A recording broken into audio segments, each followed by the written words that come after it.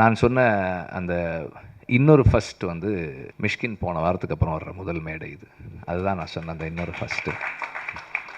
ஆக்சுவலாக அந்த அந்த ஈவெண்ட் முடிஞ்சதுக்கப்புறம் நானும் அமீர் ரொம்ப நேரம் பேசினோம். அப்புறம் நான் மிஷ்கினுக்கும் ஃபோன் பண்ணி பேசினேன், என்னுடைய தாட்ஸை ஷேர் பண்ணிக்கிட்டேன்.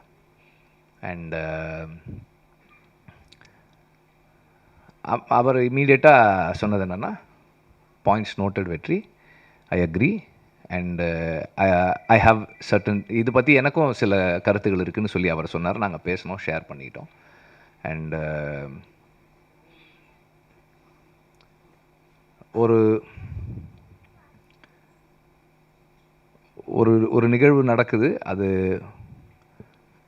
அது தவறாகும்போது அதை உடனடியாக சரி செய்துக்கிற கரேஜ் மிஷ்கினுக்கு இருக்கிறது வந்து எனக்கு ரொம்ப சந்தோஷமாக இருக்குது.